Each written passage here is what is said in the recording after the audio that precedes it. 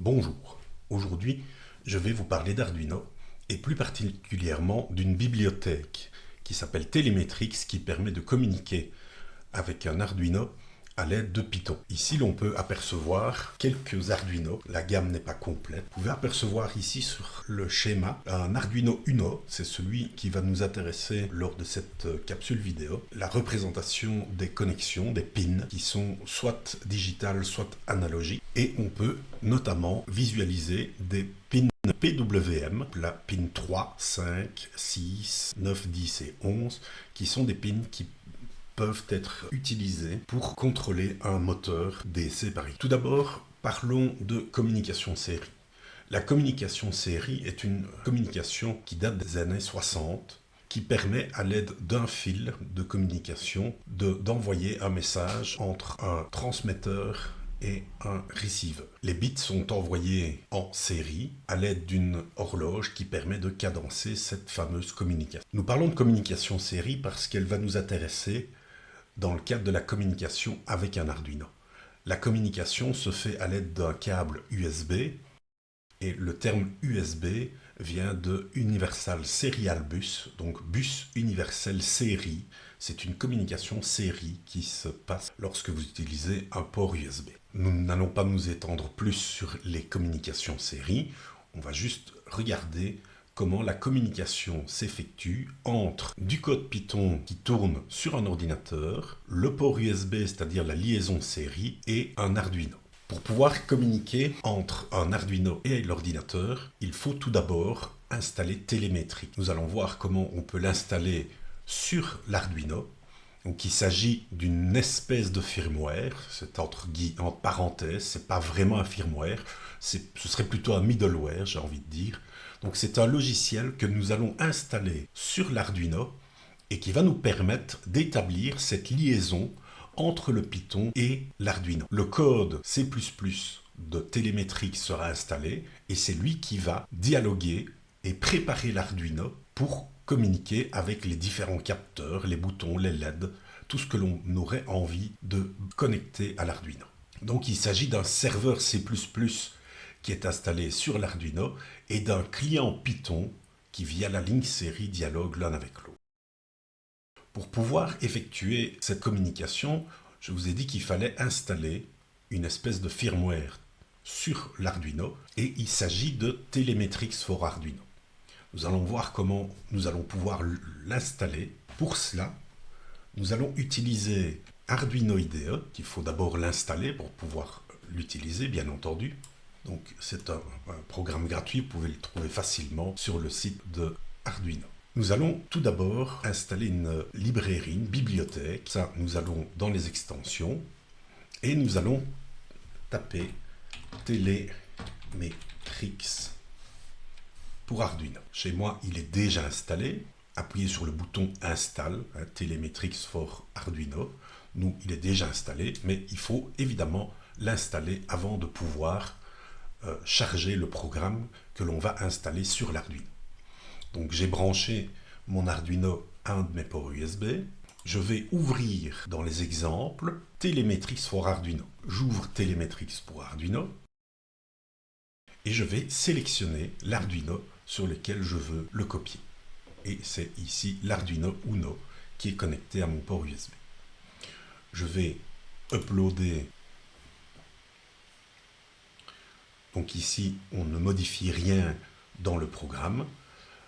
On charge juste Telemetrix pour Arduino, on le compile et le programme va être uploadé directement dans l'Arduino.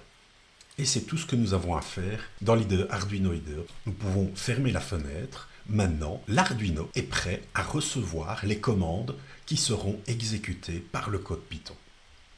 Voyons comment fonctionne la communication entre l'Arduino et le code Python. Nous avons chargé dans l'Arduino Telemetrix for Arduino. Nous avons fait un petit montage avec un bouton et une LED et nous allons simplement demander à l'Arduino d'envoyer les messages, donc ça se fait tout seul, vers le code Python afin de savoir quand on appuie sur un bouton et lorsque l'on appuie sur le bouton, nous allons demander au code Python d'allumer la LED qui est connectée sur l'Arduino. Donc, au moment où on appuie sur le bouton, des données sont envoyées sur la ligne série à partir de Telemetrix pour Arduino. Donc ici, on peut voir que ce sont des données brutes type hexadécimal. Elles sont envoyées sur la ligne série, réceptionnées par le code Python à l'aide d'une fonction que l'on va appeler une fonction callback qui comportera 4 paramètres. Le type de pin, si c'est digital ou analogique, le numéro de la pin qui a été activée, la valeur de celle-ci et l'heure à laquelle le message a été envoyé. Dans l'autre sens, lorsque l'on va par exemple sur l'interface, petite interface graphique qu'on pourrait voir ici, si on décidait d'appuyer sur le bouton ici qui est rouge, on pourrait décider d'allumer la LED. Pour cela, il nous faudrait programmer le bouton pour faire un digital write sur une pin de l'Arduino, ici que l'on va appeler la LED pin, qui est la pin numéro 13. On va lui envoyer le signal haut pour lui dire d'activer cette sortie. Le message est également envoyé sous format hexadécimal binaire vers la ligne série et cette information-ci est réceptionnée par Telemetrix pour Arduino et enfin Telemetrix pour Arduino va activer la pin 13 pour allumer la lumière. Pour pouvoir utiliser le code Python, il va tout d'abord falloir installer, donc à l'aide de la commande pip install Telemetrix, et il y a une version asynchrone de Telemetrix qui s'appelle Telemetrix IO. Vous pouvez également l'installer en faisant un pip install Telemetrix IO. Si vous aviez déjà installé la librairie Telemetrix, vous pouvez éventuellement la mettre à jour avec un -- upgrade. Vous pouvez voir quelques liens qui vont expliquer comment installer ou upgrader Telemetrix, mais également un lien qui est particulièrement intéressant, qui est le lien vers l'API. Nous allons cliquer dessus pour pouvoir visualiser ce que l'on peut voir à partir de cette documentation de l'API. Qu'est-ce qu'on peut voir? On va voir la classe Telemetrix, c'est-à-dire celle que nous allons instancier pour pouvoir dialoguer avec l'Arduino. Et que peut-on voir? On a déjà vu qu'on pouvait faire un digital write dans l'exemple de communication. On peut écrire une valeur analogique, de nouveau avec un numéro de pin et une valeur. Nous pouvons observer les pin modes. Pour celui qui aura déjà fait un petit peu d'Arduino, il sait que en C++, on est obligé d'abord de définir le mode d'une pin, qui soit digitale ou analogique, pour savoir si elle est en input ou en output. Ici, dans le cas de notre exemple, nous avons utilisé une pin en input digital et une pin en output digital également. La pin en input, celle qui est connectée sur le bouton, la pin 12, nous avons utilisé une fonction de callback qui nous permet de déclencher la fonction au moment où l'Arduino émet son message. Et puis nous avons configuré une pin en output. Celle-ci va nous permettre d'activer la lumière. Voici un premier exemple qui va nous permettre de lire l'état d'un bouton. Que peut-on voir? On a configuré la pin 12. On va configurer la pin 12 qui est la pin sur laquelle le bouton est connecté. Instancier notre objet Telemetrix. Nous avons fait un from Telemetrix, import Telemetrix et nous instancions un objet Telemetrix que nous allons appeler board, qui est notre Arduino. Nous allons, dans la fonction digital in, configurer le board pour lui dire que la pin, la 12, qui est passée en paramètre, donc la pin 12, fera appel à la fonction callback et est en mode input. Et la fonction callback, que fait-elle? Elle va simplement réceptionner le timestamp, c'est-à-dire la date, la convertir pour que ce soit lisible et afficher un message qui nous donnera le numéro de la pin, la valeur et la date à laquelle le message a été envoyé. Et nous pouvons voir un petit résultat ici, donc pin 12, valeur 0 et le timestamp, et puis pin 12, valeur 1 et son timestamp. Nous allons le lier avec l'exemple suivant qui permet de faire un output cette fois-ci. Donc l'exemple suivant qui permet de faire un output. Nous utilisons cette fois-ci Telemetrix IO. simplement pour pouvoir illustrer les deux concepts. Dans cet exercice-ci, nous reprenons la pin 12 qui est la pin sur le bouton, donc c'est un assemblage de ces deux schémas. Nous avons configuré la pin en input, ça on l'a déjà vu, nous allons configurer une pin en output qui est la pin de la LED. Que va-t-on faire maintenant? À chaque fois qu'on va réceptionner un message, nous allons retenir que ça a changé via un booléen, sChange, et si un message a été reçu, on va convertir la valeur pour avoir un 0 ou un 1 à écrire sur la pin digitale. Prenons le code complet qui est ici. Telemetrics IO, nous avons une pin digitale et la pin de la LED. Nous avons le code complet qui va configurer la pin input et la pin output. Donc la pin input qui est la pin où est connecté le bouton, la pin 12. Si nous exécutons ceci, il y a une attente de l'Arduino sur le port COM 10. Le code est en attente d'un événement. Ici, nous pouvons observer le montage qui a été effectué avec le bouton et la LED. Le code qui tourne à l'intérieur est bien le code Telemetrics. Donc, dans l'Arduino, il n'est nullement fait mention d'un bouton ou d'une LED. C'est simplement le code Telemetrics qui va être utilisé pour communiquer avec le code Python. Et donc, le code Python, lui, tourne bien, on l'a vu, il tourne sur le PC et il va être client du serveur qui se trouve dans l'Arduino. Et donc, au moment où je vais appuyer sur le bouton, un message va être envoyé, comme on l'a vu, vers l'ordinateur via le port USB et on va pouvoir répondre avec un autre message de l'ordinateur, du code Python, vers l'Arduino. Donc j'appuie sur le bouton, on peut observer que la LED s'allume à chaque fois que j'appuie sur le bouton. Et regardez bien, à l'écran, on voit les messages qui sont envoyés et reçus. Quand le bouton est enfoncé, je relâche le bouton 0, 1, 0.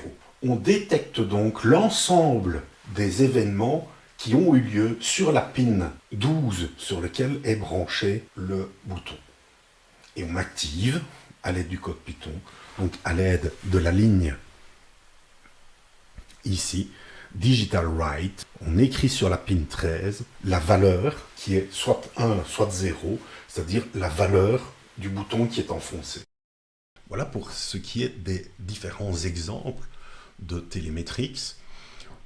Nous avons vu qu'il est possible d'utiliser la version Telemetrics et la version Telemetrics IO, donc qui est une version asynchrone des inputs et outputs. Je vous conseille dans un premier temps d'utiliser la version Telemetrics, donc pas la version IO, qui est légèrement plus complexe à mettre en œuvre puisqu'il faut utiliser une librairie asynchrone. Et surtout, il y a des mots-clés qu'il ne faut pas oublier d'ajouter devant nos fonctions pour dire que les fonctions sont asynchrones. Parlons maintenant de PWM. PWM pour Pulse Width Modulation, donc la modulation de largeur d'impulsion. Comme son nom l'indique, la PWM travaille sur la largeur de l'impulsion. On peut regarder ici un exemple. On a une impulsion qui correspond à une période. Et on peut avoir une impulsion qui est de différentes largeurs. Donc c'est bien de cela dont il s'agit, c'est la largeur de l'impulsion sur laquelle on va travailler. Donc pour une période P représentant la largeur d'une impulsion complète à 100%, la modulation de la largeur de l'impulsion va modifier le temps d'alimentation du composant. Si j'alimente 50% du temps une LED, sa luminosité sera de 50%. Parce qu'elle est allumée pendant 50% et elle est éteinte pendant 50%. C'est la même chose avec un moteur, on va l'alimenter pendant 50% du temps et l'éteindre pendant 50% du temps, et donc il ne saura pas atteindre sa vitesse nominale. Une largeur de 25% de l'impulsion va alimenter pendant un quart du temps, et coupera l'alimentation pendant 3/4 du temps. Le 25% de T-cycle, donc si on regarde l'impulsion, eh bien elle fait la moitié de 50% et le quart de 100%. À partir du moment où on écrit sur la pin PWM correspondant 255, c'est que l'on veut que la pin, donc l'impulsion, soit de 100%, la largeur de l'impulsion soit de 100%. Pour une largeur d'impulsion de 25%, soit un quart du temps, ou un quart de la puissance, il faudra appliquer sur la pin PWM un quart de l'intervalle, un quart de 255, soit 64. Voyons un peu maintenant le composant qui se trouve sur un shield Arduino. Le composant qui se trouve sur le shield, le moteur shield Arduino, est un L298P. C'est un composant qui peut être soudé sur un board. Par contre, il existe un composant qui ressemble au L298P, qui est un L293D. C'est un composant, un drive moteur, qui peut contrôler deux moteurs DC, le moteur 1 et le moteur 2. Donc on peut voir, vous pouvez observer que la partie gauche du composant est réservée au moteur 1, la partie droite du composant est réservée au moteur 2. Ce qui va nous intéresser, c'est la pin de vitesse, PWM1, qui va nous permettre d'envoyer la valeur que l'on veut écrire, donc la largeur de l'impulsion, par exemple 25%, soit 64. C'est sur la pin PWM que nous allons aller l'écrire. Nous pouvons aussi sélectionner le sens du moteur. Donc on va pouvoir écrire sur la pin 2, soit 0, soit 1, pour savoir si on veut tourner dans le sens horaire ou dans le sens anti-horaire.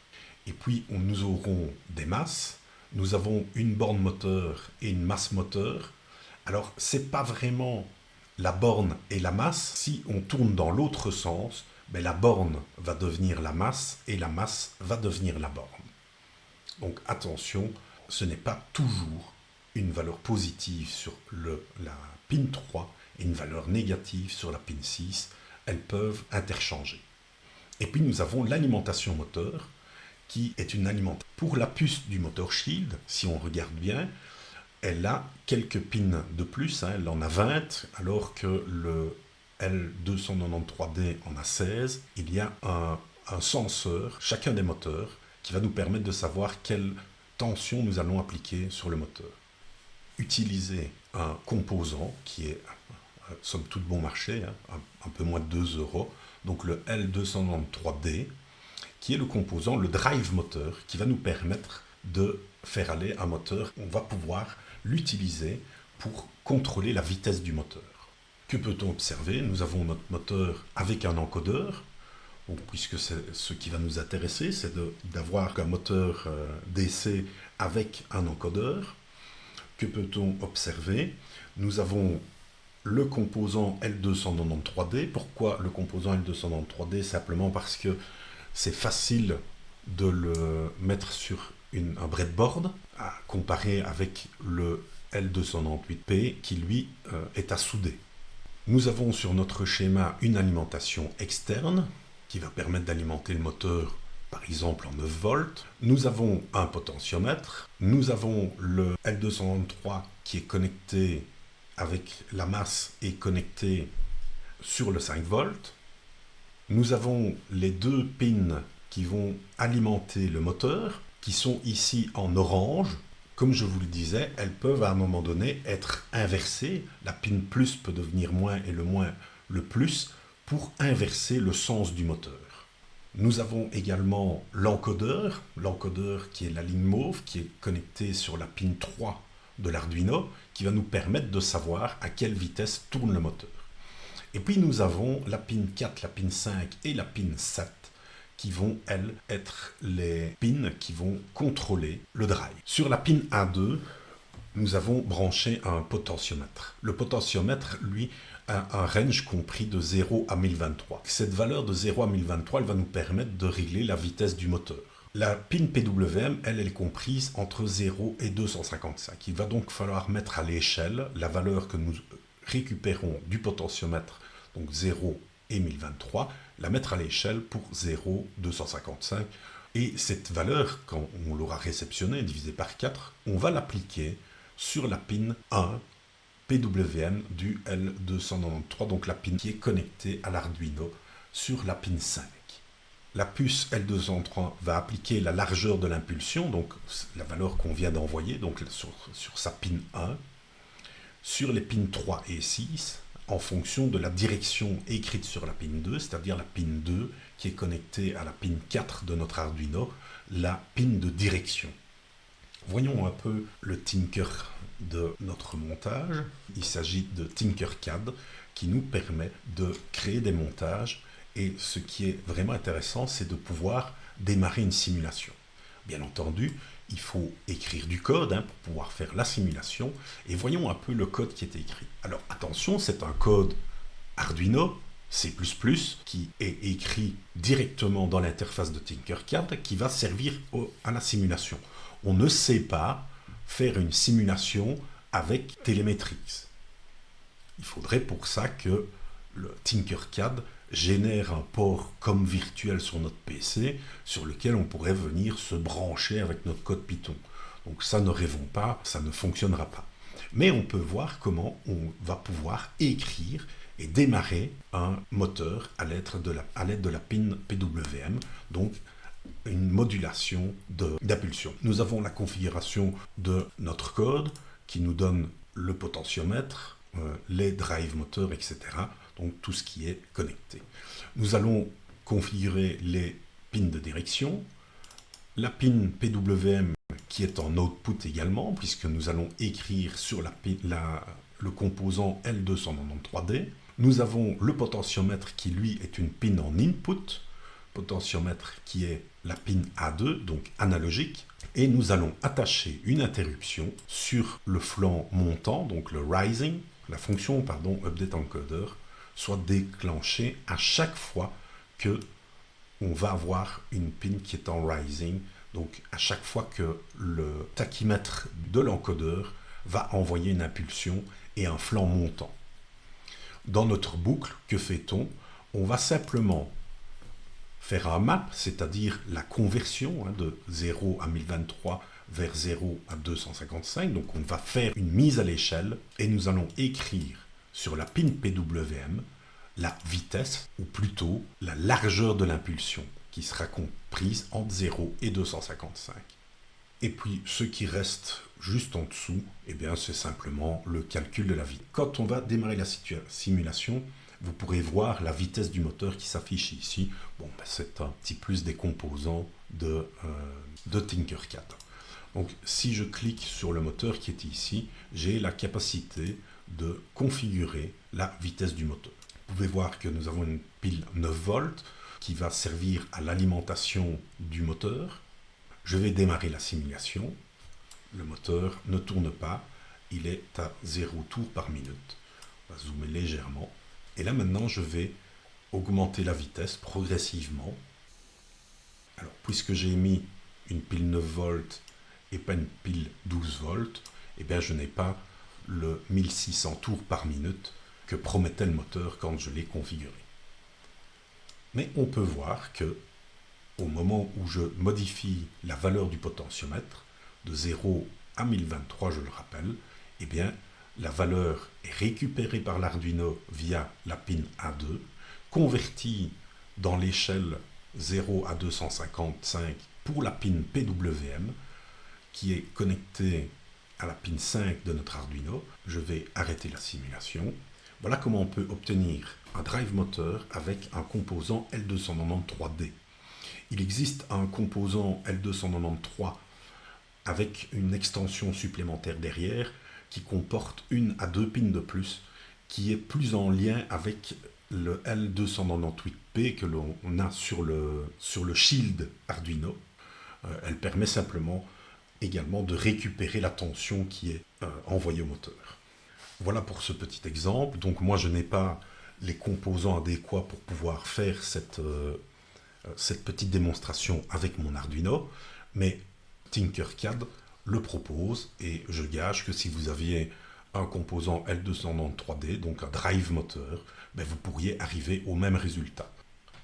Voilà, donc on a pu voir que la puce L293D et la puce L298D sont similaires, elles sont identiques à 2 entrées près, elles font la même chose, ce sont 2 puces qui permettent de faire un drive moteur pour des moteurs DC. Maintenant, nous pouvons connecter 2 moteurs DC sur le port A et sur le port B. Nous pourrions brancher deux moteurs, un sur le port A du shield et un sur le port B du shield, et nous pourrions l'alimenter avec une pile 9 volts ou éventuellement une alimentation de labo de 12 volts. Là ici, on va pouvoir observer les connexions, donc le fil vert qui est connecté sur le ground et qui est le ground de l'encodeur, et le fil orange qui est connecté sur le 5 volts de l'Arduino et qui est connecté sur le 5 volts de l'encodeur. L'encodeur est un composant propre, il n'est pas en lien avec le moteur, même s'il est dessus, il est connecté sur l'arbre du moteur, mais il a besoin d'une alimentation propre, 5 volts, pour pouvoir émettre les impulsions. Nous avons le port A qui est connecté au moteur également, ici en rouge et en noir. Le port A+ peut devenir le port A- et vice-versa. Le port A- peut devenir le port A+. Tout ça, c'est en fonction de la direction du moteur. Si nous mettions sur le port A un multimètre, nous pourrions observer que dans une direction, la valeur serait positive, dans l'autre direction, la valeur serait négative si on appliquait 255. Donc nous aurions, dans un sens, 9 volts, si on a alimenté avec une pile 9 volts, et dans l'autre sens, moins 9 volts. L'encodeur A qui est connecté sur la pin 2 et l'encodeur B qui est connecté sur la pin 7. Par rapport au schéma précédent, reprenons le schéma précédent, nous avions une pin qui était connectée directement sur le composant L293D qui est la pin PWM. Ici, on ne la voit pas. On ne voit pas que la pin est connectée. Le shield est embroché sur l'Arduino, donc elle est connectée dessus. Mais c'est la puce centrale ici, que l'on voit au centre du shield, qui, elle, est connectée directement sur une pin PWM, donc la pin 3 pour le channel A et la pin 11 pour le channel B. C'est tout à fait transparent pour nous, on ne le voit pas. La documentation du moteur shield nous indique que la pin 12 pour le channel A est la pin de direction. En fonction de son état 0 ou 1, le moteur va tourner dans un sens ou dans l'autre. La pin 12 est donc connectée à une des pins du L298P. La pin 3 PWM est connectée directement également sur le L298P, une pin break qui est la pin 9, qui elle n'est pas nécessairement connectée sur le L298P. Et puis nous avons la pin A0 qui nous permet de savoir quel courant est envoyé au moteur. C'est un capteur qui nous permet de savoir quelle est la tension qui est envoyée. Et donc cette pin-là est également connectée sur le L298P. Pour le channel B, nous avons la pin 13 de direction, la pin 11 pour le PWM, le 8 pour le break et la pin A1 pour le courant.